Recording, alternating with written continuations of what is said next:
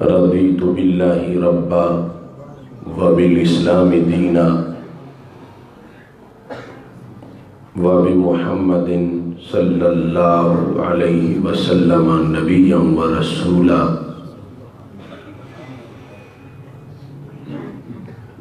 اللہ اکبر اللہ اکبر اللہ اکبر۔ لبیک لبیک لبیک یا رسول اللہ صلی اللہ علیہ وسلم۔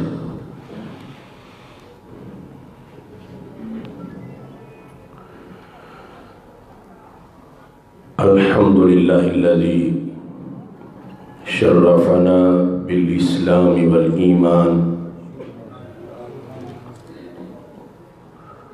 والقرآن والپاکستان، والصلاة والسلام على حبیبی سید الانس والجان،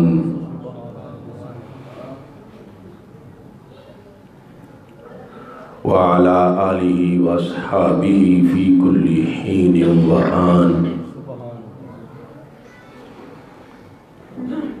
اما بعد فاعوذ باللہ من الشیطان الرجیم،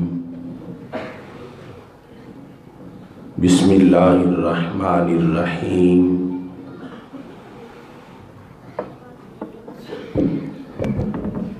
وَلَلْآخِرَةُ خَيْرٌ لَكَ مِنَ الْأُولَى۔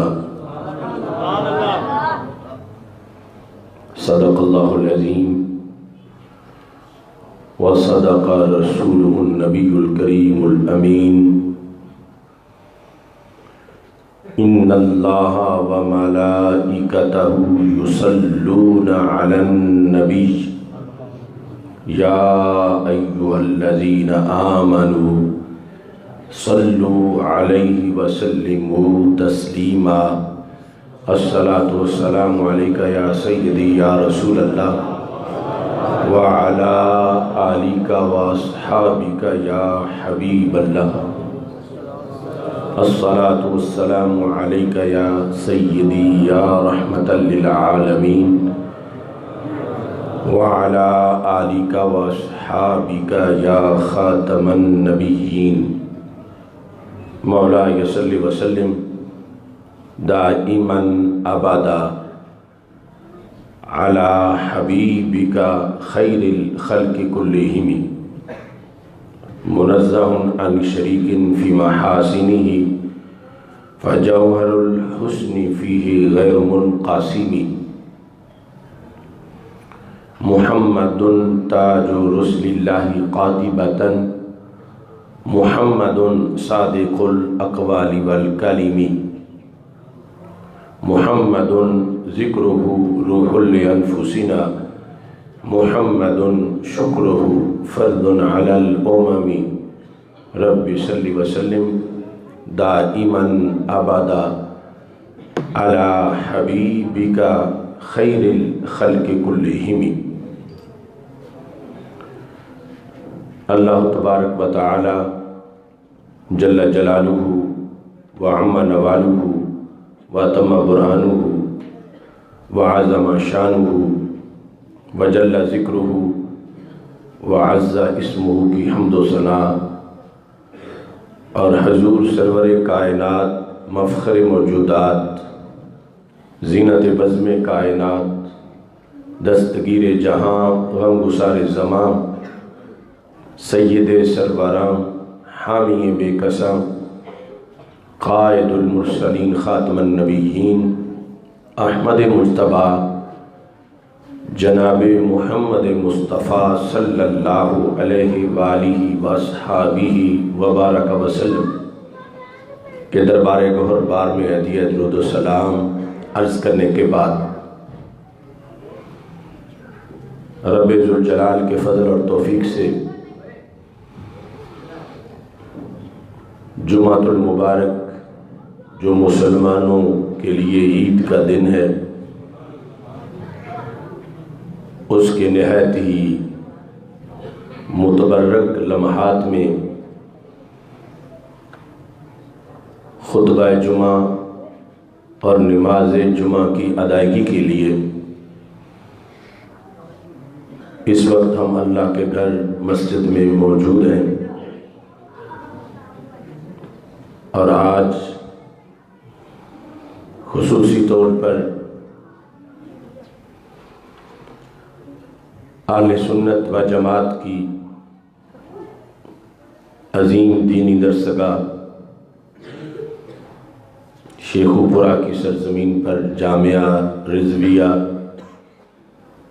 کے سالانہ جلسہ دستار فضیلت کا بھی یہ موقع ہے کہ تعلیمی سال مکمل ہونے پر وہ ملت کے سپوت جنہوں نے یہاں قرآن و سنت کے علوم حاصل کیے، ان کے سروں پر دستار فضیلت سجائی جائے گی۔ اس پر نور سلسلہ کے روح رواں جامع المعقول والمنقول شیخ الحدیث حضرت مفتی محمد راشد علی رضوی صاحب خلیفہ مجاز آستانہ عالیہ بریلی شریف، میں اپنی طرف سے آپ کو ہدیہ تبریک پیش کرتا ہوں، اور ان کے ساتھ جتنا بھی ان کے معاونین جو دارالعلوم کے معاونین ہیں، اس مسجد کے منتظمین، کمیٹی اور نیٹ ورک کے تمام افراد کو بھی خراج تحسین پیش کرتا ہوں کہ رب ذوالجلال نے علم و حکمت کی ایک نئی فصل تیار کرنے کی ان سب کو توفیق عطا فرمائی۔ اگرچہ سال میں کئی اتار چڑھاؤ آتے رہے، نشیب و فراز، آزمائشیں، لیکن اس کے باوجود بھی یہ حضرات ہمت نہیں ہارے اور تعلیم و تعلم کا سلسلہ بدستور جاری رہا، اور ملت کے وہ بیٹے جو دور دراز سے یہاں قرآن و سنت علوم دینیاں پڑھنے آئے تھے، آج اللہ کے فضل سے وہ اپنی منزل پہ پہنچتے ہوئے ہمیں نظر آ رہے ہیں۔ رب ذوالجلال مفتی آپ کے سامنے پیش کرنا چاہتا ہوں۔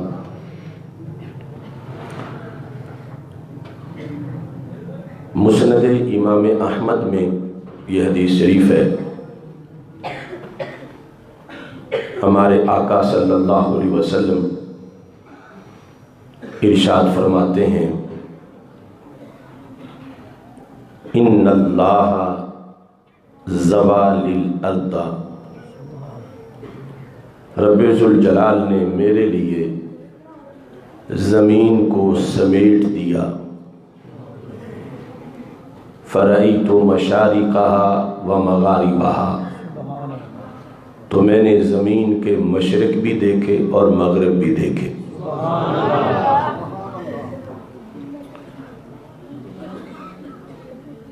نبوت کے علوم کروڑہا اقسام پہ مشتمل ہیں،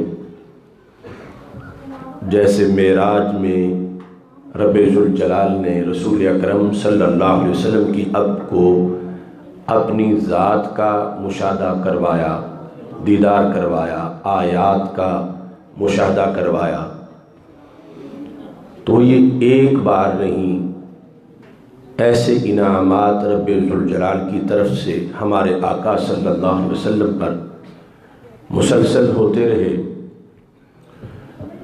اور جس وقت رسول اکرم صلی اللہ علیہ وسلم کائنات کو دیکھتے ہیں تو اس میں بھی نقطہ نظر دین ہوتا ہے اور اس کے اندر کوئی دنیاوی کشش یا دنیاوی غرض نہیں ہوتی، لیکن رسول اکرم صلی اللہ علیہ وسلم جس طرح کے احکام شریعت، نماز، روزہ، حج، زکوٰۃ، آپ نے یہ سب کچھ کمال طریقے سے بیان کیا، ایسے ہی ہمارے آقا صلی اللہ علیہ وسلم نے قیامت تک اپنی امت کے حالات کو بھی بیان کیا اور قیامت تک کی مشکلات میں اپنی امت کے لیے نجات کا لائحہ عمل بھی عطا فرمایا۔ اب اس حدیث شریف میں یہ ہے کہ رب ذوالجلال نے زمین کو سمیٹ دیا۔ ایک ہوتا ہے لپیٹنا اور ایک ہوتا ہے سمیٹنا۔ یہاں مقصد تھا رسول اکرم صلی اللہ علیہ وسلم کو مشاہدہ کروانا۔ تو چیز اگر جیسے صف کو لپیٹا جاتا ہے تو پھر تو مزید چیز چھپ جاتی ہے کہ پھیلی ہوئی ہوتی تو ساری نظر آتی، اور لپیٹ دی گئی ہے تو اب وہ تو تہہ در تہہ چھپ گئی ہے۔ سمٹنے میں ہوتا ہے چیز کا ریڈیوس ہونا، کہ ایک بڑی چیز کو آہستہ آہستہ چھوٹا کر کے اس کو اکٹھا کر کے پیش کر دیا جائے۔ تو رب ذوالجلال کی قدرت کامل ہے، اللہ نے پوری زمین کو ریڈیوس کیا، سمیٹا، اور وہ سمٹتے سمٹتے یوں ہو گئی جیسے ہاتھ کی ہتھیلی پہ رائی کا دانہ ہوتا ہے۔ نعرہ تکبیر، نعرہ رسالت، نعرہ شان رب رحمان دیاں، عظمت و شان امام الانبیاء والمرسلین۔ اب جس وقت یہ صورتحال کہ ساری زمین کو سمیٹ دیا، ایک تو رسول اکرم صلی اللہ علیہ وسلم کو دائمی صلاحیت حاصل تھی ہر وقت ہر چیز کو دیکھنے کی، جو آپ کی آنکھ میں اللہ کے نور کا سرما لگایا گیا تھا، اور یہ ایک تفصیلی طور پر دکھانے کے لیے رسول اکرم صلی اللہ علیہ وسلم کے سامنے رب ذوالجلال نے زمین کو سمیٹا۔ تو سرکار فرماتے ہیں اس کے نتیجے میں میں نے زمین کے مشارق بھی دیکھے اور مغارب بھی دیکھے۔ مشارق مشرق کی جمع اور مغارب مغرب کی جمع، ایک مشرق نہیں مشارق دیکھے، اور ایک مغرب نہیں بلکہ مغارب دیکھے۔ اس بات میں انسان کو بڑی لذت محسوس ہوتی ہے کہ مثال کے طور پر اسے پتہ چلے کہ میں آج اس جگہ بیٹھا ہوں جہاں کبھی داتا صاحب آئے تھے، جہاں حضرت غوث پاک نے نظر فرمائی تھی۔ تو جب امتی کو یہ پتہ چلے کہ میں جس جگہ بیٹھا ہوں یہاں میرے رسول صلی اللہ علیہ وسلم نے بھی جلوہ فرمایا تھا، یعنی یہ جگہ بھی سرکار کی نگاہ کے نیچے ہے، تو اسے بہت خوشی ہوتی ہے۔ تو ہمارے آقا صلی اللہ علیہ وسلم نے قیامت تک کے اپنے غلاموں کو یہ خوشی دی کہ تم عرب میں عجم میں دنیا کے جس شہر میں جس گلی میں جس محلے میں تم رہو تو یہ سمجھو کہ وہ اجنبیت کا مقام نہیں، میری نگاہ وہاں بھی دیکھتی رہی ہے اور دیکھ رہی ہے۔ مشرق اور مغرب کے لحاظ سے اب رسول اکرم صلی اللہ علیہ وسلم مدینہ منورہ میں یہ فرما رہے تھے، تو مدینہ منورہ کے لحاظ سے جو مشارق ہیں، اب یہاں سے وہ مغرب کی طرف ہے تو ادھر سے ہم مشرق کی طرف ہیں۔ تو رسول اکرم صلی اللہ علیہ وسلم نے ساری کائنات کو، جو مشرق میں ہو یا مغرب میں ہو، شمال میں ہو یا جنوب میں ہو، سب کو دیکھا۔ تو آج شیخ پورہ کے مسلمان 15ویں صدی میں یہ سن کے لذت محسوس کر رہے ہیں کہ ہمارے گھروں پر بھی سرکار کی نظر پڑی ہے، اور اسی وجہ سے سرکار نے صرف مشرق مغرب نہیں کہا، مشارق کہا، کہ یہ جو سورج طلوع ہوتا ہے گرمی سردی میں اس کے طلوع ہونے کی جگہیں جدا جدا ہوتی ہیں مختلف موسموں میں، تو پھر مختلف طلوع ہونے کی جگہ جو ہے وہ مشارق ہیں، اس واسطے رب المشارق والمغارب۔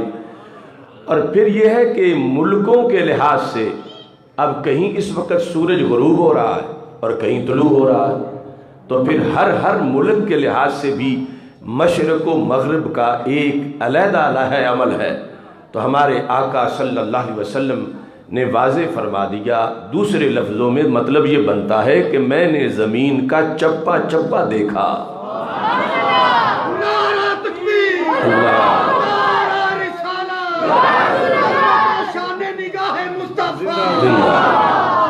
اب اس میں جس وقت رسول اکرم صلی اللہ علیہ وسلم نے دیکھا تو ظاہر ہے کہ اپنی امت کے سارے گھروں کو دیکھا، مدارس کو دیکھا، مساجد کو دیکھا، امت کی کھیتیوں کو دیکھا، لیکن یہاں بطور خاص سرکار یہ ارشاد فرماتے ہیں، جب میں نے دیکھتے دیکھتے دیکھتے زمین کا آخری کنارہ دیکھا جہاں سے آگے زمین نہیں، مشرق کی طرف بھی اور مغرب کی طرف بھی، آخری کنارہ جب دیکھا تو میرے رب نے کہا کہ ھذا ملک امت کا، یہاں تک آپ کی امت نے حکومت کرنی ہے۔ یعنی یہ دکھایا اس لیے گیا کہ آپ کے غلام وہ حکومت کریں گے، صرف حجاز میں نہیں، صرف عرب میں نہیں، صرف 2-4 ملکوں میں نہیں، پوری زمین پر راج آپ کے غلاموں کا ہوگا۔ یعنی یہ دکھانے کے لیے رب ذوالجلال نے زمین سمیٹی، اور ہمارے آقا صلی اللہ علیہ وسلم نے صحابہ کو بتایا تاکہ چلتے چلتے میرے غلاموں تک 15ویں صدی میں بھی یہ بات پہنچے کہ ہر ملک ملک ماست کہ ملک رسول ماست، ہر ملک ملک ماست کہ ملک خدائے ماست، کہ 2-4 ملک ہی ہمارے نہیں، ہر ملک ہی ہمارا ہے، کیونکہ ہمارے رب کا ہے اور ہمارے رسول صلی اللہ علیہ وسلم کا ہے۔ اس واسطے ہمارے آقا صلی اللہ علیہ وسلم نے جب یہود کو خطاب کیا، بخاری شریف میں 4 جگہ وہ حدیث موجود ہے، آپ انہوں نے فرمایا وَاعْلَمُوا أَنَّ الْأَرْضَ لِلَّهِ وَلِرَسُولِهِ، یاد رکھو زمین تمہارے باپ دادا کی نہیں ہے، یہ زمین رب کی ہے، رب کے رسول علیہ السلام کی ہے۔ صلی اللہ علیہ وسلم نے فرمایا زمین کا ہر چپا، پوری روئے زمین یہ یک وقت 2 ذاتوں کی ہے، اور مومن کے لیے خوشی ہے کہ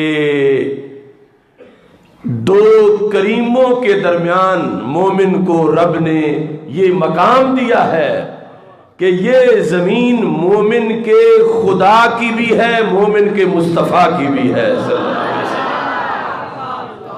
لہذا زمین پہ رہتے ہوئے ہم کیوں سر جھکا کے چلیں؟ ہم سر اٹھا کے چلیں کہ جس رب کا ہم کلمہ پڑھتے ہیں اس نے پیدا کی ہے زمین۔ بتوں کے پجاری، شیطان کے حواری اس زمین کے کیا لگتے ہیں؟ یہ زمین رب نے پیدا کی ہے، اور یہ زمین رب نے اپنے رسول علیہ السلام کو دے دی ہے، اور سرکار نے فرمایا جس نے میرا کلمہ پڑھنا ہے آگے یہ ورثہ اس کو مل جائے گا۔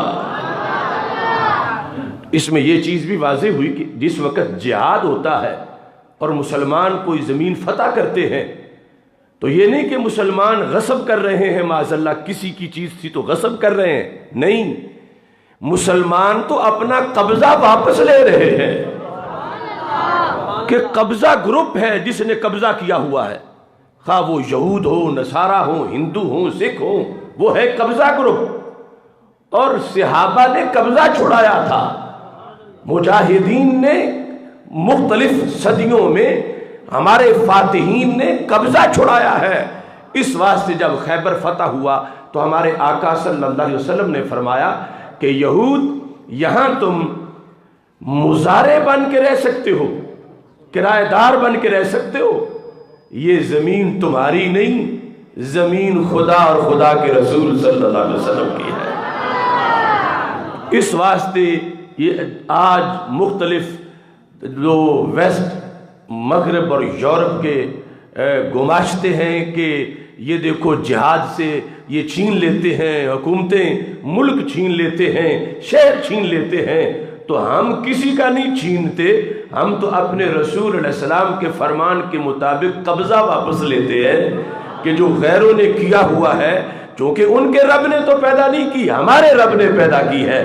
اور یہ کہ بیک وقت ایک چیز دو ذاتوں کی ہو تو اس میں یہ ہوگا کہ یا تو آدھی آدھی ہے یا پھر کوئی نسبت ہے، ایک کا ایک حصہ ہے، دوسرے کے 6 حصے ہیں، لیکن یہ جو ساری زمین، اس میں یوں نہیں ہے کہ عرب کی زمین اللہ تعالیٰ کی ہو اور عجم کی رسول اکرم صلی اللہ علیہ وسلم کی ہو، یا آدھی آدھی ہو، یا ایک کا تیسرا حصہ ہو، دوسرے کے 2 حصے ہوں۔ یہ ہے بیک وقت پوری زمین خدا کی بھی ہے، مصطفیٰ کی بھی ہے صلی اللہ علیہ وسلم۔ اور یہ نظریہ سمجھا ہی مسلک اہل سنت پہ جا سکتا۔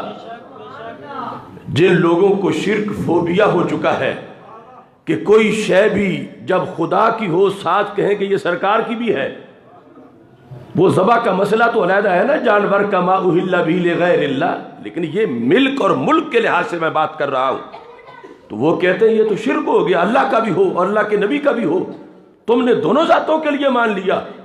تو یہ ہم نے خود نہیں مانا، سرکار نے منوایا ہے کہ یہ لوگ ایک چپا بھی یوں نہیں ماننے کو تیار کہ اللہ کا بھی ہو، اللہ کے رسول صلی اللہ علیہ وسلم کا بھی ہو۔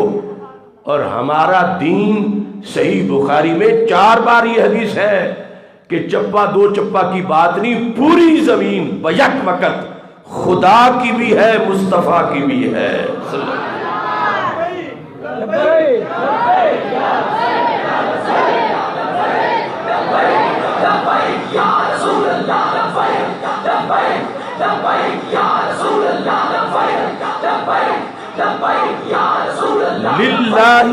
للہ ولرسولہ، للہ ولرسولہ، یہ ہم سمجھتے ہیں آگے کہ پیدا رب نے کی ہے اور سرکار کو رب نے مالک بنایا ہے، اگرچہ یہ لکھا ہوا نہیں ہے حدیث میں تو یہ ہے للہ ولرسول، لیکن رب آپ کو مالک بنانے والا ہے۔ اور یہ سمجھا جا سکتا ہے تو اہل سنت کے عقیدے پہ سمجھا جا سکتا ہے، ورنہ تو اس حدیث کو بیان کرنا بھی شرک لازم آئے گا معاذ اللہ، جو دوسرے لوگوں نے توحید کا مطلب بنایا ہوا ہے۔ تو یہ دونوں ذاتیں دونوں مالک ہیں، اور ایسا نہیں کہ آدھی آدھی کا مالک ہوں، ساری کے ہی دونوں مالک ہیں۔ اور دنیا میں ہاں ہمارے لحاظ سے یہ ہے کہ ایک جو ہے وہ کچھ حصے کا مالک ہوگا، دوسرا کچھ حصے کا، بیک وقت سب کا جب مشترکہ چیز ہو تو ایک ساری کا مالک نہیں ہو سکتا، کیونکہ دونوں کی ہے۔ اگر ایک کا سارا ملک ہے تو دوسرے کا کیسے ہوگا، دوسرے کا ہے تو پہلے کا کیسے ہوگا؟ مگر یہاں مسئلہ حل کیا ہے مجدد دین و ملت امام اہل سنت اعلی حضرت امام احمد رضا خان فاضل بریلوی رحمت اللہ علیہ نے، کہ میں تو مالک ہی کہوں گا کہ ہو مالک کی حبیب، محبوب و محب میں نہیں میرا تیرا، کہ یہاں ساری زمین اللہ کی بھی ہے اور اللہ کے رسول صلی اللہ علیہ وسلم کی بھی ہے، کیونکہ محبوب و محب میں نہیں میرا تیرا۔ تو یہ حدیث مسلکن اور ملک کے تصور کے لحاظ سے اہل سنت و جماعت کے نظریے کے مطابق سمجھی جا سکتی ہے، اور ہمارے آقا صلی اللہ علیہ وسلم نے واضح فرما دیا کہ مجھے رب نے بتایا ہے کہ یہ آپ کی امت کا ملک ہے۔ یہ لفظ ہم روزانہ بولتے رہتے ہیں، ملک اور ملک، یہ کس کا ملک ہے، یہ گھر کس کا ملک ہے، یہ بھینس کس کی ملک ہے، ملک جو ہے وہ اور چیز ہے، ملک اور چیز ہے۔ امام بیضاوی رحمۃ اللہ علیہ نے اس کی اچھی طرح وضاحت کی۔ اور جو ملک ہوتا ہے اس میں پاور زیادہ ہوتی ہے۔ اب یہاں جو آپ کے گھر ہیں وہ ملک آپ کا ہے، لیکن اوپر ملک کسی اور کا ہے، راج کسی اور کا ہے، اقتدار کسی اور کا ہے۔ ہو سکتا ہے وہ اپنے ملک کی بدولت تمہیں تمہارے گھر میں نہ رہنے دے، کہ اس کا ملک ہے، تمہارا تو محض ملک تھا، تو ملک کے ہوتے ہوئے تمہیں وہ گرفتار کر کے لے جائے۔ تو سرکار نے فرمایا میں صرف ملک کی بات نہیں کر رہا، اس پوری کائنات پہ راج میرے غلاموں کا ہوگا۔ لبیک لبیک یا رسول اللہ، لبیک لبیک لبیک یا رسول اللہ، لبیک لبیک لبیک یا رسول اللہ، لبیک لبیک لبیک یا رسول اللہ، لبیک لبیک لبیک یا رسول اللہ، لبیک۔ اب یہ آیت جو میں نے پڑھی اس کا شان نزول طبرانی معجم اوسط میں سند کے ساتھ ذکر ہے۔ حضرت عبداللہ بن عباس رضی اللہ تعالی عنہ نے تفسیر کی کہ اس سے کیا مراد ہے، وَلَلْآخِرَةُ خَيْرٌ لَكَ مِنَ الْأُولَى۔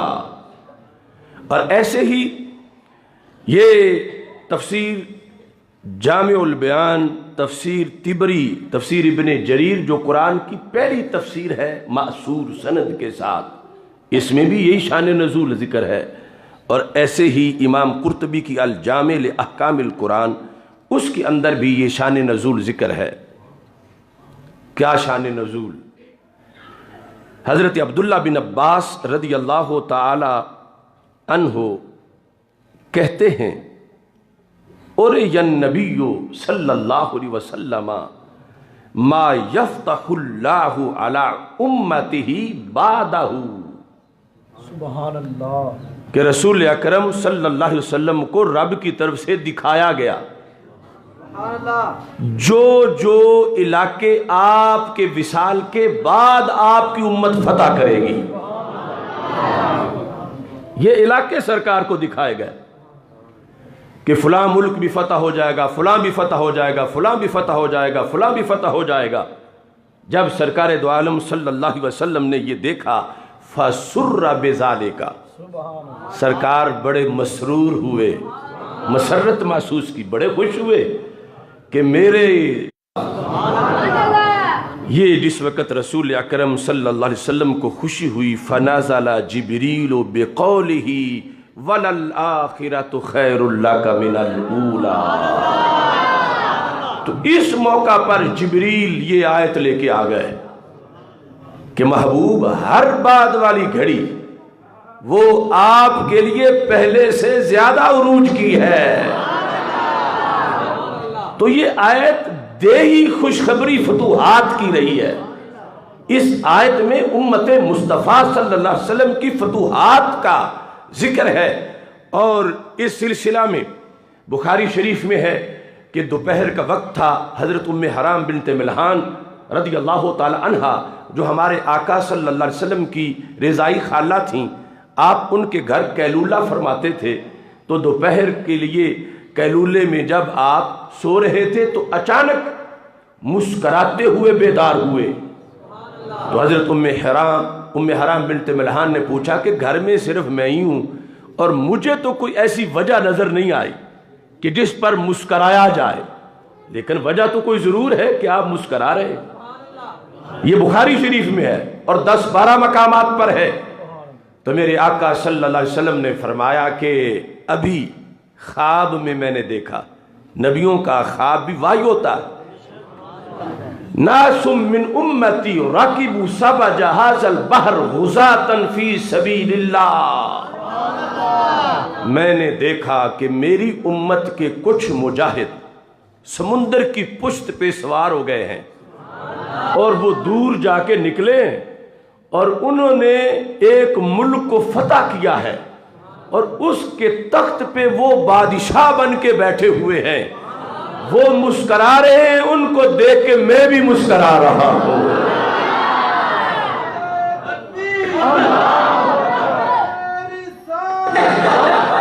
لبیک یا رسول اللہ لبیک لبیک لبیک یا رسول اللہ لبیک لبیک لبیک یا رسول اللہ لبیک لبیک لبیک یا رسول اللہ. تو اس میں یعنی رسول اکرم صلی اللہ علیہ وسلم نے آرام فرما رہے ہیں ایک گھر میں، لیکن لاہ عمل قیامت تک کا امت کا جو ہے وہ دیکھ رہے ہیں. اگرچہ اس حدیث میں قبرص کی فتح کا آگے ذکر آتا ہے جو دور عثمان غنی رضی اللہ تعالیٰ عنہ اور ایک روایت میں دور امیر معاویہ رضی اللہ تعالیٰ عنہ میں وہ فتوحات ہوئیں، لیکن اسی کا ایک تسلسل بحری جنگ کے نتیجے میں جو بر صغیر کے لحاظ سے تھا، تو رسول اکرم نور مجسم شفیع معظم صلی اللہ علیہ وسلم نے یہ واضح کر دیا. اور یہ وہ چیز ہے کہ جس کا توڑ کسی کے پاس نہیں. ہماری ٹیکنالوجی کا توڑ تو کوئی کر سکتا ہے، مگر ہماری آئیڈیالوجی کا توڑ کوئی نہیں کر سکتا.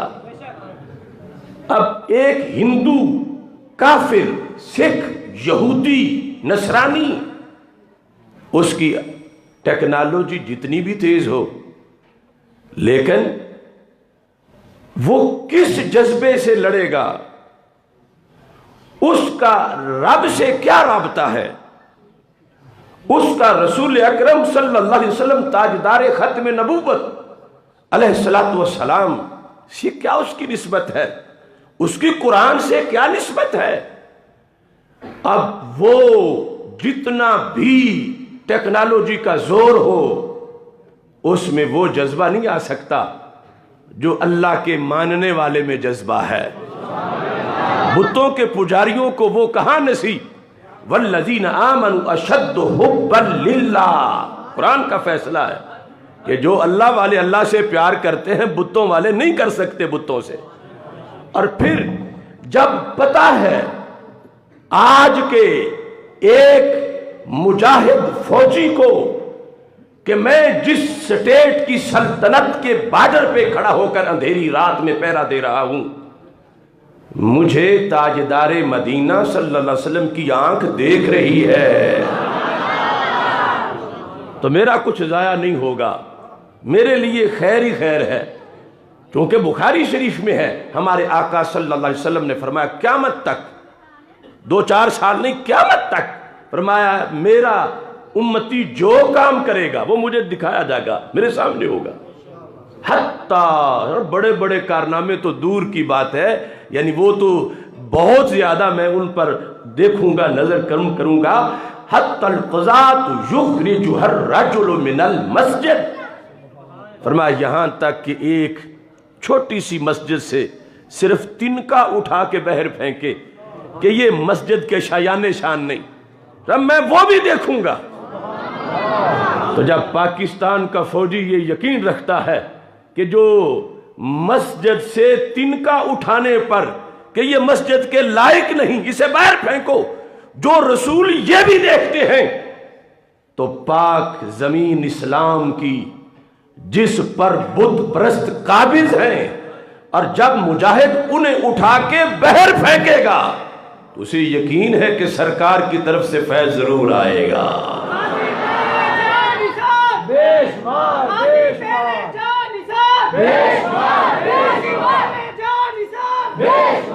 اب دیکھیے یعنی رسول اکرم صلی اللہ علیہ وسلم نے جو آئیڈیالوجی ہمیں دی ہے، اب اس کے ہوتے ہوئے مقابلہ ہمارا کون کر سکتا ہے؟ یہ جو مارے گئے تھے انڈین گدھ ہمارے شاہینوں کی ضرب سے، اس کے بعد اسرائیل سے ایک رپورٹ چھپی، میں نے خود وہ پڑھی ہے. انہوں نے کہا کہ اس پاکستان کو کوئی نہیں مٹا سکتا.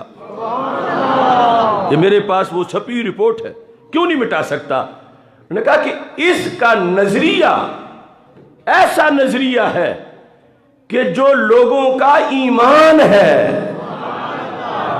اس کا نظریہ ہی ایمان ہے. تو کہا اس نے خود یہ اعتراف کیا، اگرچہ آج کچھ مسلمان بھولے ہوئے ہیں اس بات کو. اس نے کہا جو ملک بنے رنگ کی بنیاد پر، نسل کی بنیاد پر، جو ملک بنے بولی کی بنیاد پر، جو ملک بنے جغرافیہ کی بنیاد پر، ان سے جنگیں آسان ہوتی ہیں، اور جو ملک بنے ہی کلمے کی بنیاد پر۔ پاکستان کا مطلب کیا؟ لا الہ الا اللہ۔ پاکستان کا مطلب کیا؟ لا الہ الا اللہ۔ پاکستان کا مطلب کیا؟ لا الہ الا اللہ۔ تو یہ ہے قوت جس کو غیر بھی تسلیم کرنے لگے، یعنی یہ رپورٹ واضح، اس میں ہم تو 25 سال سے یہ بات بیان کرتے آ رہے ہیں، میری ساری تقریروں میں آپ دیکھ لو کہ ملک جو ہے اس کی بیس 2 نیشن تھیوری ہے، 2 قومی نظریہ، لیکن بھولنے والے نواز شریف نے بھی کہہ دیا تھا ہولی کے جلسے میں کہ یہ مذہب کے لیے بنا ہی نہیں ہے، تو ہم نے اسی وقت اس کا رد کیا، اگرچہ وہ کرسی وزارت عظمیٰ پہ بیٹھا تھا اور 6 دنوں میں لاکھوں لوگوں تک وہ بات پہنچی۔ اور آج بھی ہم کہہ رہے ہیں کہ یہ قوت پاکستان کی نظریے کی قوت ہے، ایمان کی قوت ہے، اور اس میں ہمیں اسی انداز میں چلنا ہے جو سبق ہمیں دربار رسالت صلی اللہ علیہ وسلم سے دیا گیا۔ اگر آج ہم کہیں کہ اللہ ہمارا رب ہے، اے بتوں کے پجاریوں، تم بتوں کے پجاری ہو، مورتیوں کے پجاری ہو، تم رب والوں کا، اللہ کے بندوں کا مقابلہ کیسے کر سکتے ہو؟ اور کوئی کہے کہ نہیں، اس سے ان کے جذبات کو ٹھیس پہنچتی ہے، دل آزاری ہوتی ہے، تو یہ دل آزاری کرنے کا تو ہمیں سرکار نے حکم دیا ہے، قرآن نے حکم دیا ہے۔ اب جس وقت جنگ احد تھی اور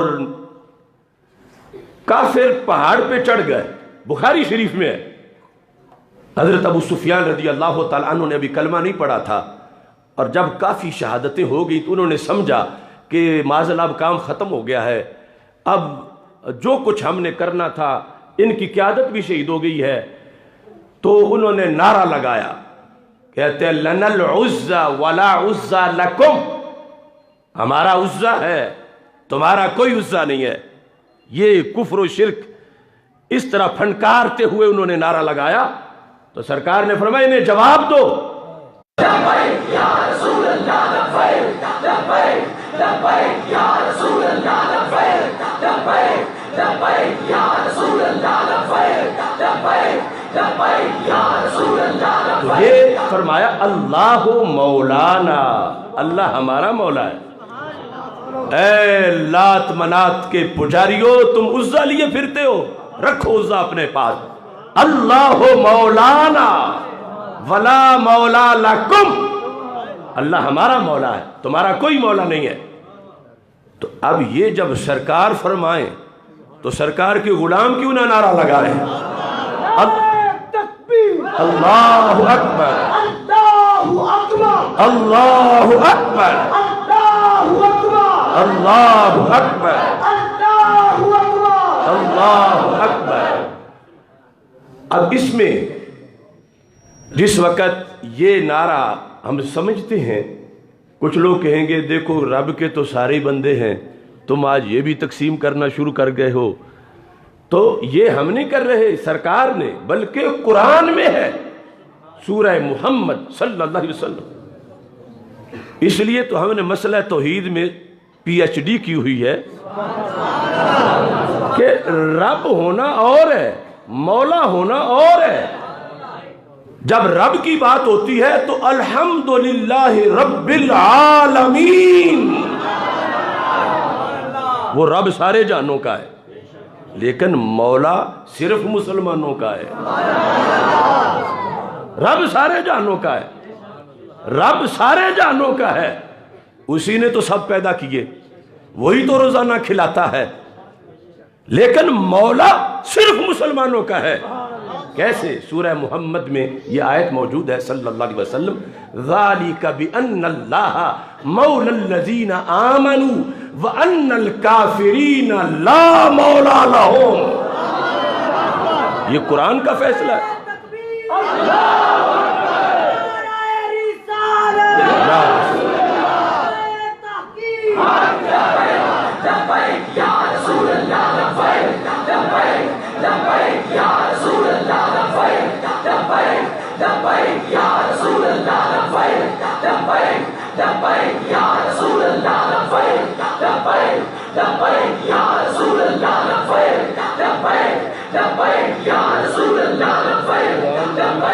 لبیک یا رسول اللہ لبیک لبیک لبیک یا رسول اللہ لبیک لبیک لبیک یا رسول اللہ.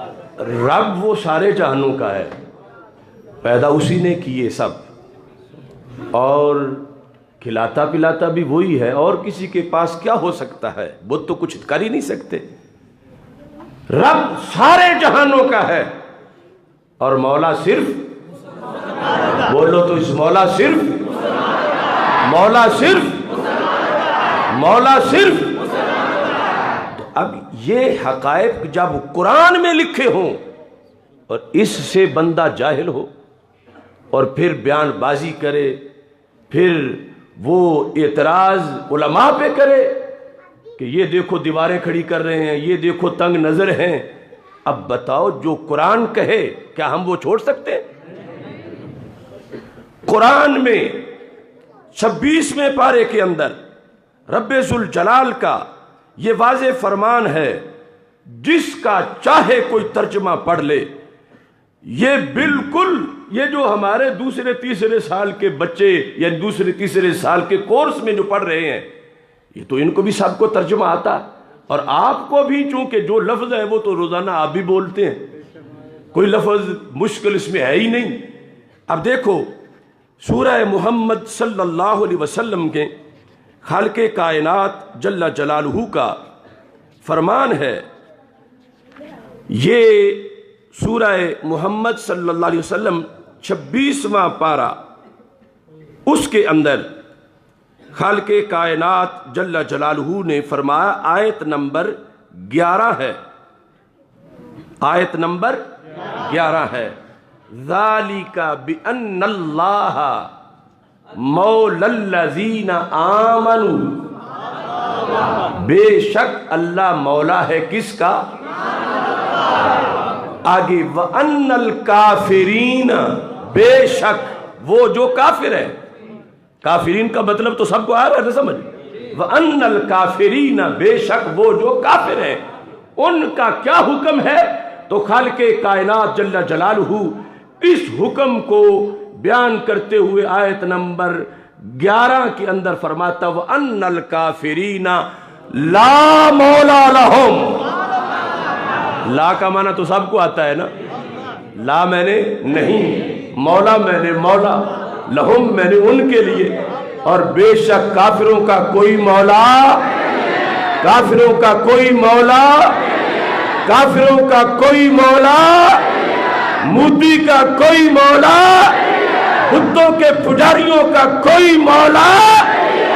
تو آج ہمیں یہ سعادت حاصل ہے تو ہم کیوں نہ کہے کہ ہم سے اکرنے والوں ذرا نیچے زمین دیکھو کس کی ہے؟ تمہارا کوئی مولا نہیں ہے، ہمارا اللہ مولا ہے.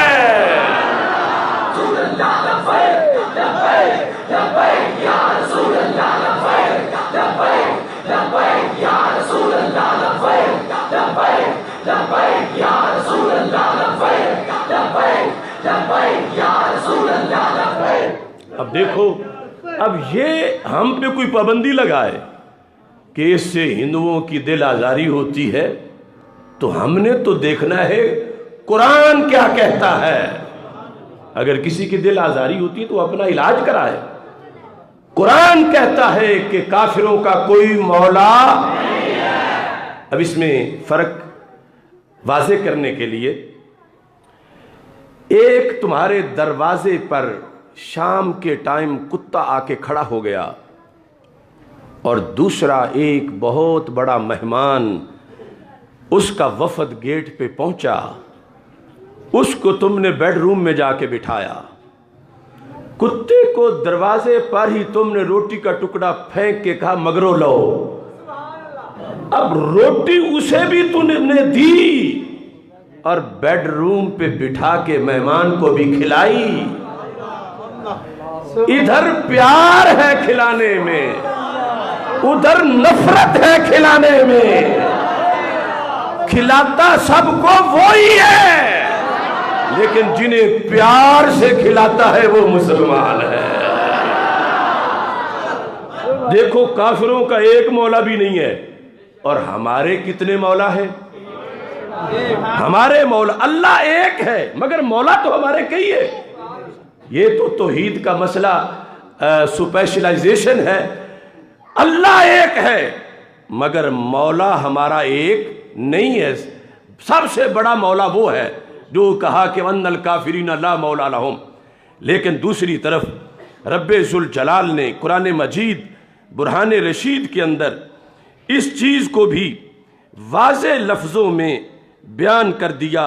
اپنے محبوب صلی اللہ علیہ وسلم کی ذات گرامی، آپ کا کلمہ پڑھنے والے اور پھر وفا کرنے والے، ان کے لحاظ سے خالق کائنات جل جلالہ کا اعلان سنو قرآن مجید برہان رشید کے اندر کہ رب ذوالجلال ارشاد فرماتا ہے.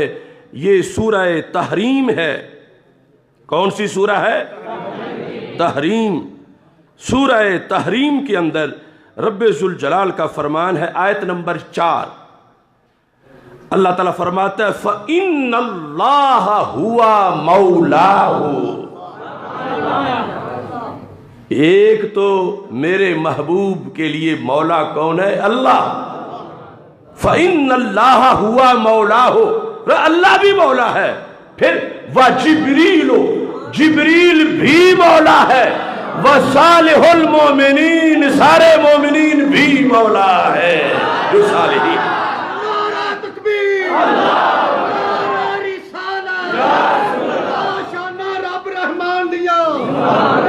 پروفیسر محمد حسن جلالی صاحب.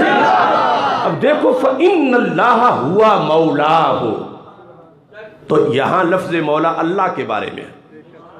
وَجِبْرِيلُ، یہاں لفظ مولا جبریل کے لیے. اور مومنوں کا اللہ بھی مولا ہے، اللہ کے رسول بھی مولا ہے، علی المرتضیٰ بھی مولا ہے، صدیق اکبر بھی مولا ہے، امام حسین بھی مولا ہے، غوث اعظم بھی مولا ہے، داتا گنج بخش بھی مولا ہے، خواجہ غریب نواز بھی مولا ہے، شیر ربانی بھی مولا ہے، مجدد الفیضانی بھی مولا ہے. ذرا ہمارے مقابلے میں ٹھہر کون سکتا ہے؟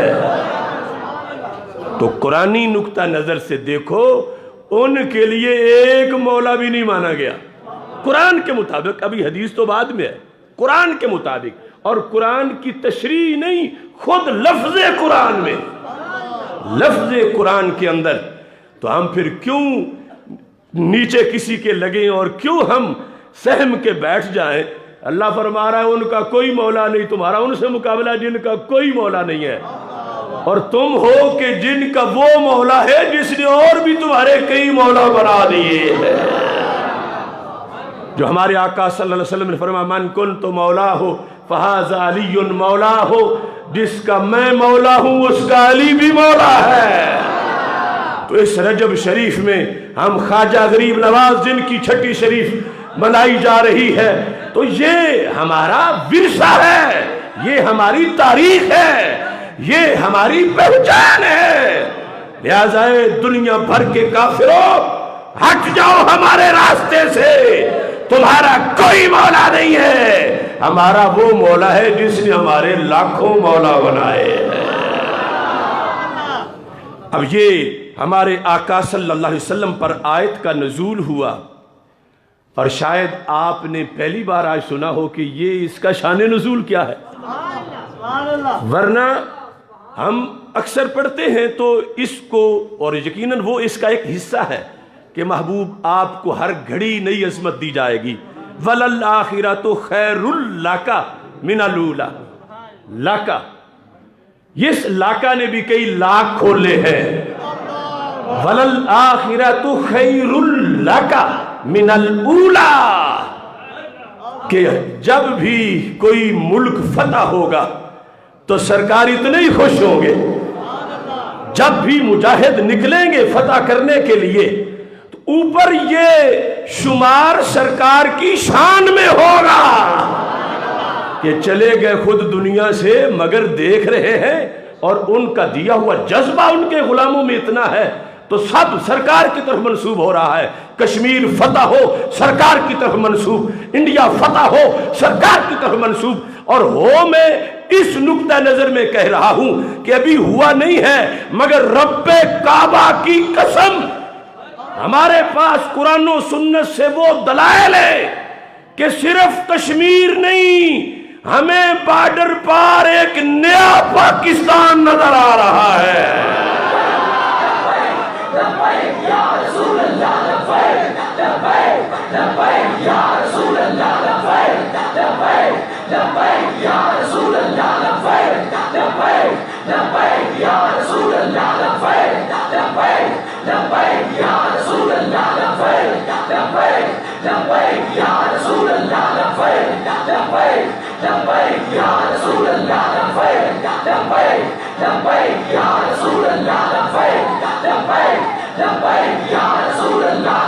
اس میں رسول اکرم صلی اللہ علیہ وسلم کی طرف سے واضح طور پر ہمیں لاہ عمل دیا گیا.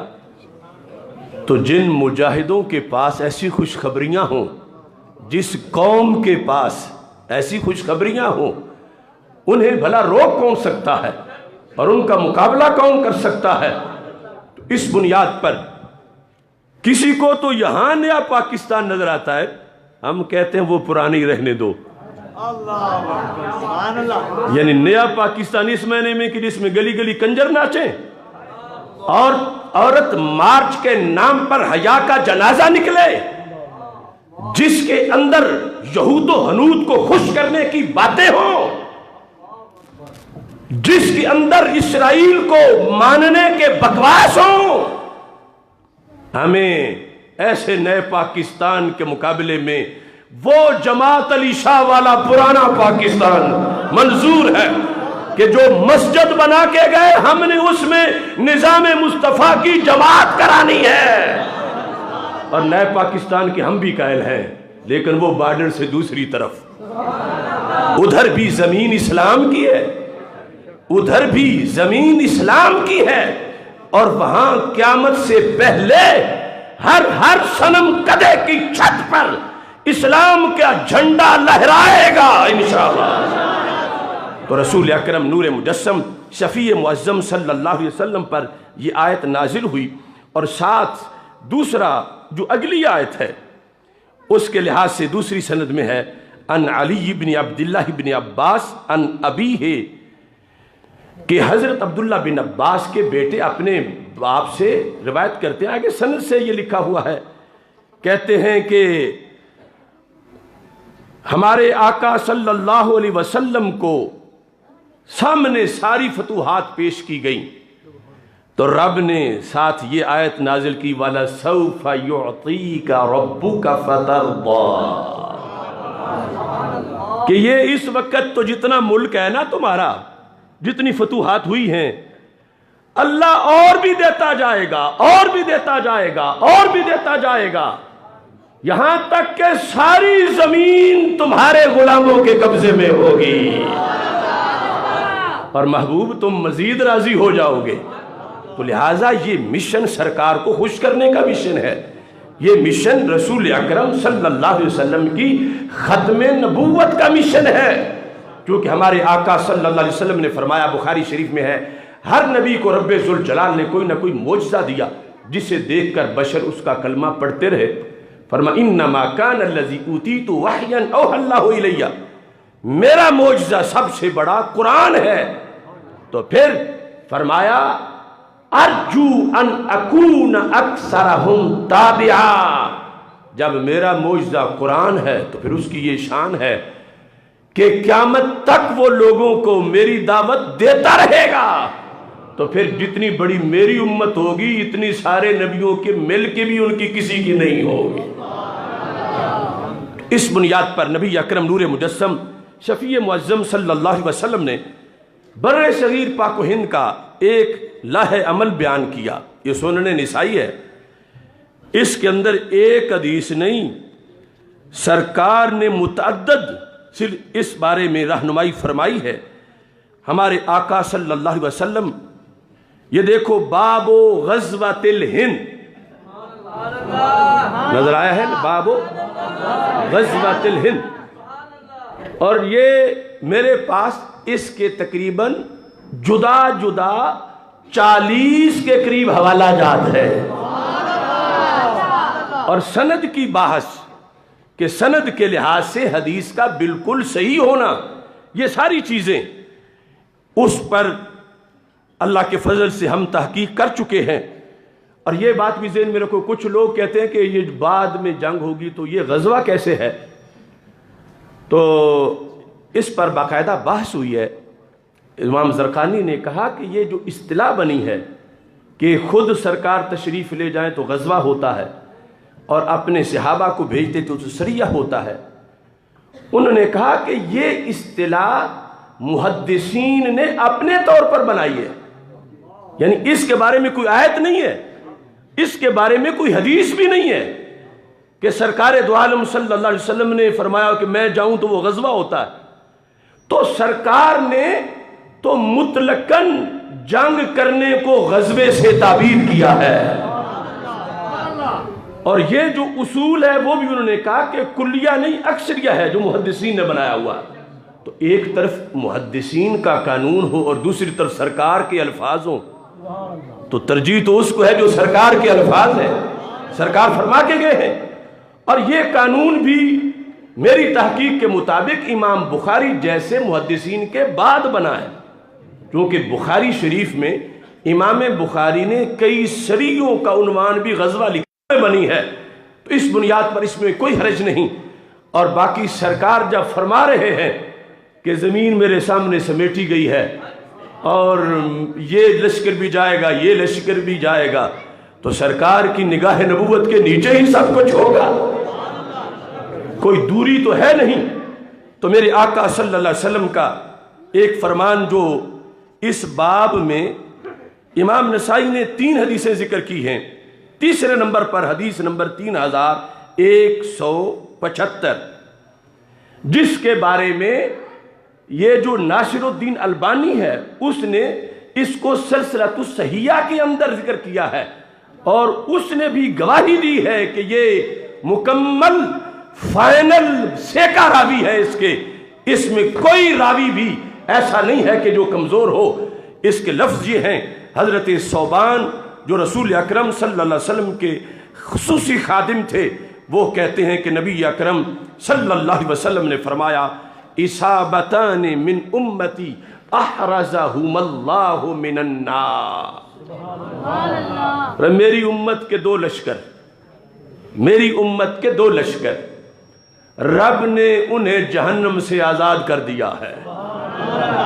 یعنی اس لشکر میں شمولیت جنت کی ٹکٹ ہے. میری امت کے 2 لشکر. کون سے 2 لشکر؟ سرکار دو عالم نور مجسم شفیع معظم صلی اللہ علیہ وسلم کے سند صحیح سے. تو یہ جو حدیث جس کی سند صحیح ہو تو وہ یوں ہی قطعی ہوتی ہے جیسے آیت قطعی ہوتی ہے. یہ جو قسم حدیث کی بنی یہ تو ہم تک پہنچنے میں بنی. جو سامنے بیٹھ کے سن رہے تھے ان کے لحاظ سے ایک ہی قسم تھی کہ اس میں کوئی شک نہیں، یہ اللہ کی طرف سے ہے، یہ قطعی بات ہے. تو میرے آقا صلی اللہ علیہ وسلم نے فرما 2 لشکر رب نے ان کو جنت کی ٹکٹیں دے دی ہیں. پہلا کون سا ہے؟ فرما عصابۃ تغزو الہند. پہلا وہ لشکر جو غزوہ ہند کرے گا. پہلے نمبر پہ وہ لشکر جو غزوہ. اب ہند اس پوری سرزمین کا نام ہے، سرکار دو عالم صلی اللہ علیہ وسلم. اور ہندو کا ہند سے تعلق نہیں ہے. اس کا ذکر کرتے ہوئے کہا جاتا تھا الکفار من الہند یا کفار الہند. ہند اور سندھ ان دونوں کا ذکر، سندھ کا بھی ذکر سرکار کی زبان سے نکلا ہے، سندھ کا ذکر. اور اصل میں تاریخ میں ہند سے لفظ سندھ زیادہ پرانا ہے. اور آگے پھر سندھ جو ہے اس میں سنسکرت اور فارسی کی آمیزش کی بنیاد پر پھر سندھ ہی کو سین کو اے کے ساتھ بیان کیا جانے لگا. اور اس طرح یہ سندھ اور ہند، لیکن یہ سرزمین ساری کی ساری افغانستان تک اور یہ انڈیا اور بنگلہ دیش اور نیپال، اور یہ سب کا نام ہمارے آقا صلی اللہ علیہ وسلم کی ظاہری حیات میں ہند تھا۔ تو سرکار نے فرمایا کہ ایک تو وہ جماعت جو غزوہ ہند کرے گی اس کو جہنم سے آزاد کر دیا گیا ہے، اور دوسری فرمایا کہ وَإِصَابَةٌ تَكُونُ مَعَ عِيسَى ابْنِ مَرْيَمَ علیہ السلام، دوسری وہ جماعت کہ جب حضرت عیسیٰ علیہ السلام نازل ہوں گے ان کی قیادت میں امام مہدی علیہ السلام کے ساتھ میرے جو غلام مل کر جہاد کریں گے وہ بھی سارا لشکر جہنم سے آزاد کر دیا گیا ہے۔ لبیک یا رسول اللہ، لبیک لبیک لبیک یا رسول اللہ، لبیک لبیک لبیک یا رسول اللہ، لبیک لبیک لبیک یا رسول اللہ، لبیک لبیک لبیک یا رسول اللہ، لبیک لبیک لبیک۔ اور رسول اکرم صلی اللہ علیہ وسلم نے یہ ساری باتیں امت کے حوصلے کے لیے، بتوں کا پجاری کھڑا ہے لڑنے کے لیے، اس لیے بھاگتا ہے، ڈرتا ہے، ڈرپوک ہے، چھٹی مانگتا ہے، اور ادھر جنت کی ٹکٹیں کنفرم ہوتی ہیں اور سرکار دو عالم صلی اللہ علیہ وسلم کی نگاہ نبوت کا فیض ملتا ہے۔ حسن صدیقی جو ہمارا پائلٹ جس نے انہیں مار گرایا، اس کا انٹرویو شاید آپ نے سنا ہو، اسے پوچھا گیا کہ یہ کیا چیز تھی کہ اتنے منٹوں میں تم نے اس کو گرا لیا؟ ٹیکنالوجی، جہاز اچھا، یہ وہ سب کچھ چھوڑ کے اس نے کہا اس وقت آنن فانن میرے دل میں ایک ایسا جذبہ پیدا ہوا تھا، اس کو میں لفظوں میں نہیں بیان کر سکتا، یہ اس کے لفظ ہے، اس جذبے کو میں لفظوں میں نہیں بیان کر سکتا کہ جو اس وقت ہی میرے دل میں پیدا ہوا تھا، اور میں نے جان کی پرواہ کیے بغیر آگے بڑھا ہوں اور اللہ کی رحمت کا نزول ہو گیا ہے۔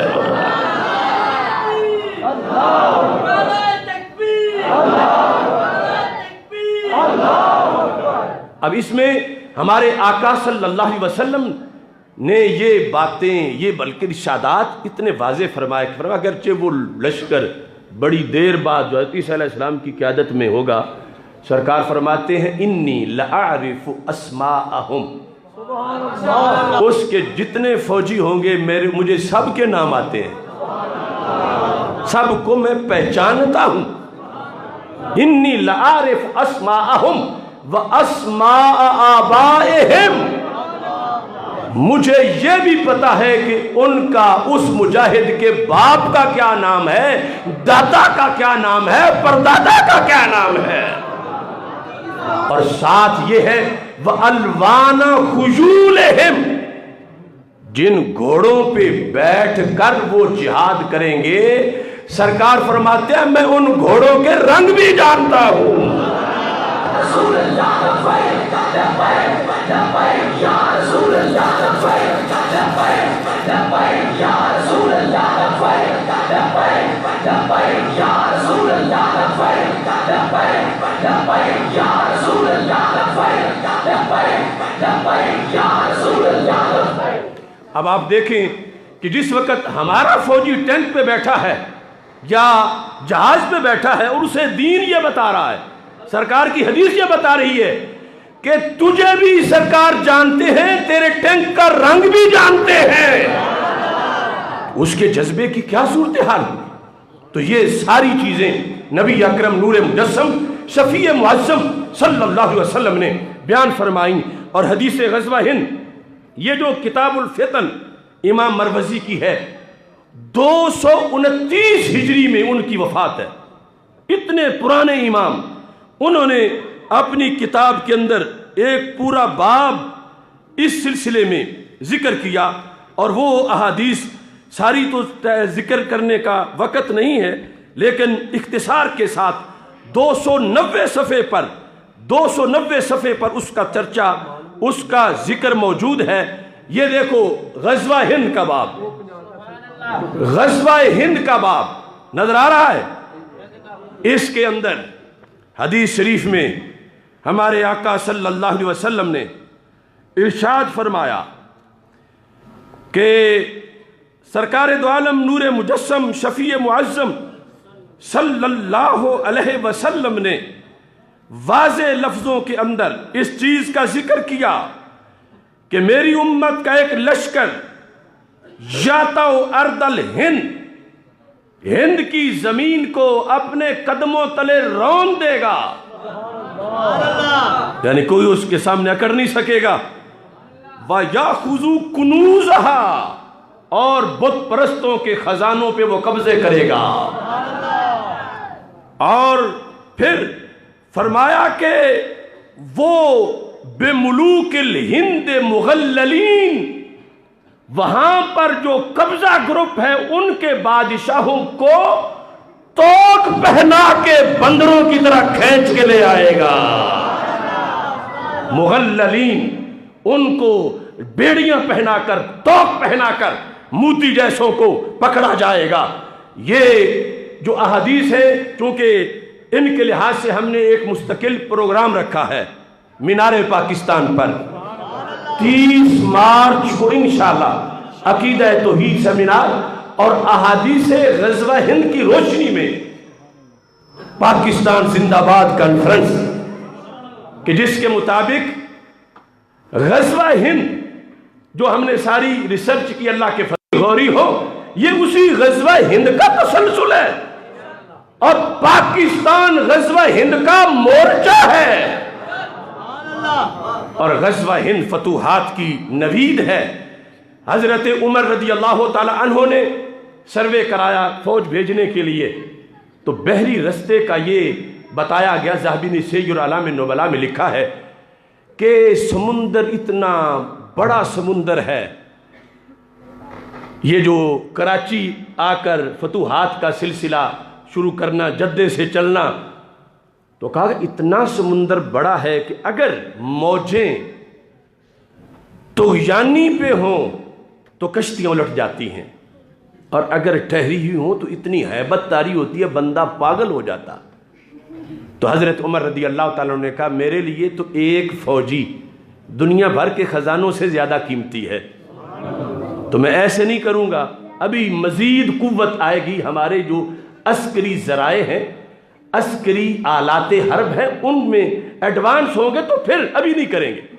حضرت عثمان غنی رضی اللہ تعالیٰ عنہ نے پھر سروے کرایا، یہ میرے پاس بلازری کی فتوح البلدان پڑھی ہے، اس کے اندر انہوں نے اس کو تفصیل سے ذکر کیا اس کتاب کے اندر کہ حضرت عثمان غنی رضی اللہ تعالیٰ عنہ نے سرکار کے وعدے کے مطابق کہ وعدانا رسول اللہ صلی اللہ علیہ وسلم غزوۃ الہند، کہ سرکار نے وعدہ کیا تھا ہم سے غزوہ ہند کا، ایک لائحہ عمل دیا تھا تو ہم نے وہ کرنا ہے۔ تو حضرت عثمان غنی رضی اللہ تعالیٰ عنہ نے جب سروے کیا تو رزلٹ یہ بتایا گیا کہ صورتحال یہ ہے کہ اگر بری رستے سے یعنی ایران کی طرف سے بھی آتے ہیں تو اگر چھوٹا لشکر ہوگا، ان قل الجیش فیہا ضاعوا، چھوٹا لشکر تو ویسے ہی ضائع ہو جائے گا، یعنی اتنی آبادی ہے، اتنا ایریا ہے، یہ چھوٹا لشکر تو کچھ نہیں کام کر سکے گا۔ اور وَإِن كَسَرُوا جَاعُوا، اور اگر لشکر کوئی بڑا بھیجیں تو بھوکے ہی رہ جائیں گے، اتنا ہمارے پاس خوراک ہی نہیں کہ ہم ان کو اتنا بڑا لشکر افورڈ کر سکیں۔ تو حضرت عثمان غنی رضی اللہ تعالیٰ عنہ نے بھی کہا کہ مزید ابھی صبر کرو، اور حالات مزید بدلتے ہیں۔ تو پہلا لشکر مولا علی رضی اللہ تعالیٰ عنہ نے ہند کی طرف بھیجا، اور دوسرا حضرت امیر معاویہ رضی اللہ تعالیٰ عنہ نے بھیجا، اور وہ غزوہ ہند ابھی جاری ہے، اور اس کی ہی اب پاکستان میں تیاری ہے، اور یہ انشاءاللہ ہند کی ساری زمین ہماری ہے، ہمارے اللہ کی ہے، ہمارے رسول صلی اللہ علیہ وسلم کی ہے۔ تو اس سلسلہ میں 23 مارچ کو اس سال بڑے جوش و خروش کے ساتھ پریڈ بھی کی جا رہی ہے، عسکری صلاحیتوں کا مظاہرہ بھی ہوگا، اور تحریک لبیک یا رسول اللہ صلی اللہ علیہ وسلم کی طرف سے 23 مارچ کو پورے ملک میں انشاءاللہ ہم یوم پاکستان، یوم نظریہ پاکستان کے لحاظ سے منائیں گے، اور 30 مارچ کو انشاءاللہ مینار پاکستان پر یہ تاریخی کانفرنس منعقد ہوگی، پاکستان زندہ باد کانفرنس۔ میں اس پر اکتفا کروں گا کہ آپ اٹھ کے میرے ساتھ کھڑے ہو کے نعرے کا جواب دیں، اور اس کے بعد پھر آگے دستار فضیلت کا مرحلہ ہے، سب نے اسی طرح پھر بیٹھ جانا ہے۔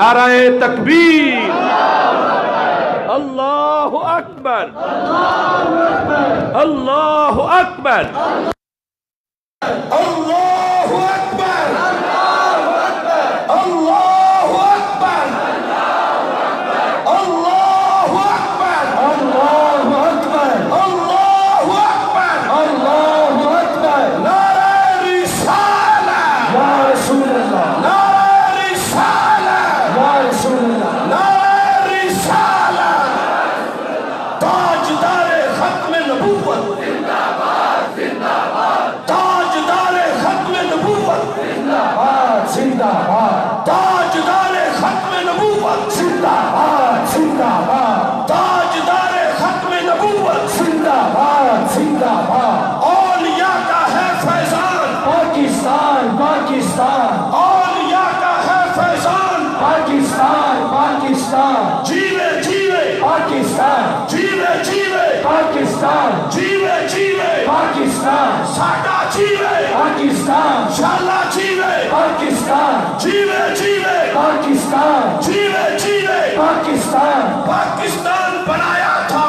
پاکستان بچائیں گے، پاکستان بنایا تھا پاکستان بچائیں گے، پاکستان بنایا تھا پاکستان بچائیں گے، ہم تھکے نہیں ہیں شاہ نبی، ہم رکے نہیں ہیں شاہ نبی، ہم جھکے نہیں ہیں شاہ نبی، ہم چھپے نہیں ہیں شاہ نبی، ہم بکے نہیں ہیں شاہ نبی، تیرے دین کی خاطر شاہ نبی، ہم جان بھی دیں گے شاہ نبی، تیری شان کی خاطر شاہ نبی، ہم جان بھی دیں گے شاہ نبی، پاکستان کی خاطر ہم جان بھی دیں گے شاہ نبی، میں مر بھی گیا تو شاہ نبی میرے کفن پہ لکھنا شاہ نبی، ہم سب کا نعرہ شاہ نبی، ہم سب کا مسلک شاہ نبی، نبیوں کا نعرہ شاہ نبی، ولیوں کا نعرہ شاہ نبی، ولیوں کا نعرہ شاہ نبی، چھایا چھایا دین چھایا، چھایا چھایا دین چھایا، چھایا چھایا دین چھایا، چھایا چھایا دین چھایا، چھایا چھایا دین چھایا، چھایا چھایا دین چھایا، چھایا چھایا دین چھایا، کشمیر بنے گا پاکستان، کشمیر بنے گا پاکستان، انڈیا بھی بنے گا پاکستان، انڈیا بھی بنے گا پاکستان، انڈیا بھی بنے گا پاکستان، لبیک لبیک لبیک یا رسول اللہ، لبیک لبیک لبیک یا رسول اللہ، لبیک لبیک لبیک یا رسول اللہ، لبیک یا رسول اللہ، لبیک لبیک لبیک یا رسول اللہ، لبیک لبیک لبیک یا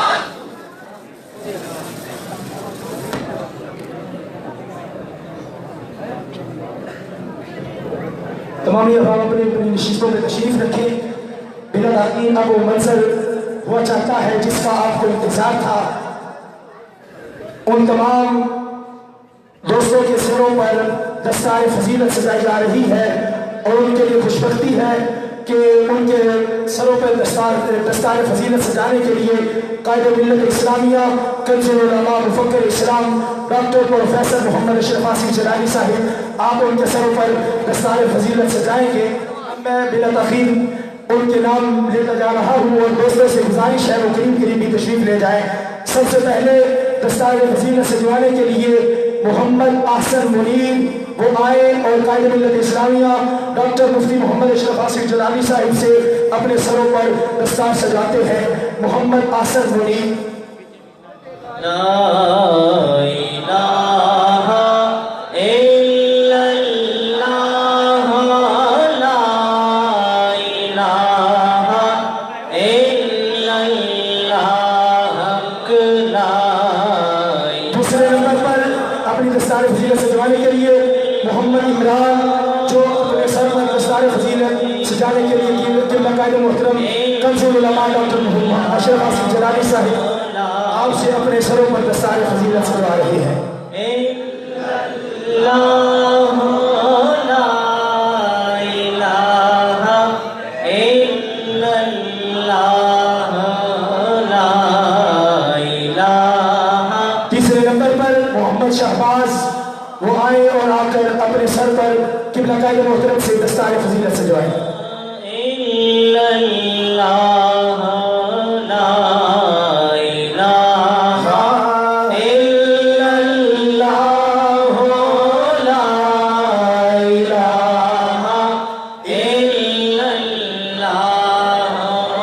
چوتھے نمبر پر محمد شرافت علی وہ آئے اور آ کر قبلہ قائد محترم سے اپنے سروں پر دستار فضیلت سجوائیں. اس کے بعد محمد ذیشان وہ آ کر اپنے قبلہ قائد محترم سے اپنے سر پر دستار فضیلت سجوا رہے ہیں.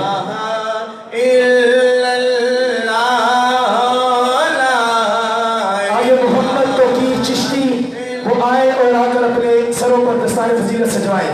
اس کے بعد وہ غلام مصطفیٰ جلالی، محمد فیصل اور محمد وقاص. اس کے بعد حفظ میں جن طلباء نے اپنے سینوں میں الحمد سے لے کر والناس تک پورے کا پورا قرآن اپنے سینے میں محفوظ کیا، سب سے پہلے حافظ محمد مبین حسن وہ آئے اور قبلہ قائد محترم سے اپنے سر پر سجائے.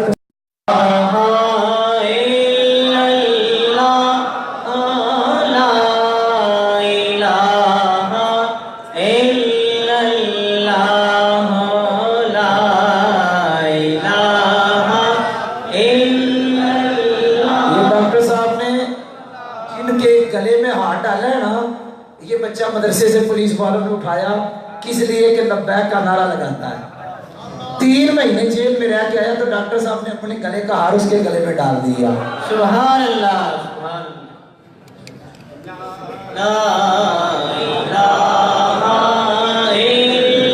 اب محمد توقیر چشتی صاحب اپنے سر پر دستار فضیلت سجوا رہے ہیں.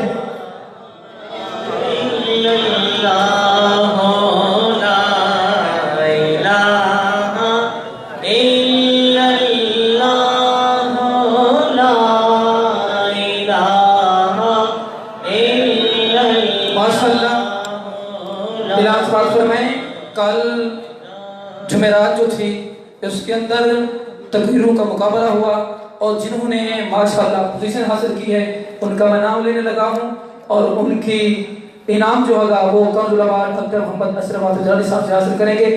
پہلے نمبر پر صاحبزادہ وارثان صاحبزادہ محمد انیس المجتبی جلالی صاحب، ان کو ہم دل کے تہوں سے مبارکباد پیش کرتے ہیں. انہوں نے جناب والا پہلی پوزیشن حاصل کی. دوسرے نمبر پر محمد خلیل احمد ماشاءاللہ دیکھیں یہ ننھا منھا بچہ ہے. ہاں جی ماشاءاللہ جنہوں نے پہلی پوزیشن حاصل کی محمد انیس المجتبی جلالی صاحب. یہ بھی ناموس رسالت کی خاطر 2 ماہ جیل کے اندر گزار کے آئے ہیں. سبحان اللہ. جرم کیا تھا؟ لبیک یا رسول اللہ کا نعرہ لگانا. لبیک لبیک لبیک یا رسول اللہ.